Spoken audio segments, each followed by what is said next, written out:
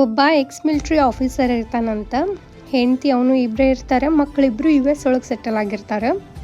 ಹೆಂಡ್ತಿಗೆ ಸಡನ್ನಾಗಿ ಆರಾಮಿಲ್ದಂಗಾಗಿ ತೀರ್ಕೊಂಡು ಬಿಡ್ತಾಳೆ. ವಿಷಯ ಗೊತ್ತಾದ ಕೂಡಲೇ ಸಣ್ಣ ಮಗ ಓಡೋಡಿ ಬರ್ತಾನಂತೆ US-ಇಂದ. ಅಪ್ಪ ಕೇಳ್ತಾನೆ ಮಗಂಗೆ, ನೀನು ಅಣ್ಣ ಇರೋದು ಒಂದೇ ಊರು, ನೀನು ಬಂದು ನಿಮ್ಮ ಅಣ್ಣ ಯಾಕೆ ಬರಲಿಲ್ಲ ಅಂತ ಹೇಳಿ. ಅವಾಗ ಮಗ ಹೇಳ್ತಾನಂತ, ಇಲ್ಲ ಅಪ್ಪ, ಅಣ್ಣ ಹೇಳಾನೆ, ಅಪ್ಪ ತೀರ್ಕೊಂಡ್ರೆ ನಾ ಹೋಗ್ತೀನಿ, ಅಮ್ಮ ತೀರ್ಕೊಂಡ್ರೆ ನೀನು ಹೋಗು ಅಂತ ಹೇಳಿ ಅಂತಾನಂತ. ಅಪ್ಪಂಗನೆಲ್ಲ ಇಲ್ಲೇ ಕುಸ್ತು ಬಿಡಬಾರ್ದ ಅನ್ನುವಷ್ಟು ಬೇಜಾರಾಗುತ್ತಂತ. ಸೀದಾ ರೂಮಿಗೆ ಹೋಗಿ ತಾನು ಸೂಸೈಡ್ ಮಾಡಿಕೊಂಡು ಆಸ್ತಿನೆಲ್ಲ ಮಿಲ್ಟ್ರಿಗೆ ಬರೆದ್ಬಿಡ್ತಾನೆ. ಯಾವ ಪರಿಸ್ಥಿತಿ ಬಂತಲ್ಲ ನಮ್ಮ ಸೊಸೈಟಿಗೆ.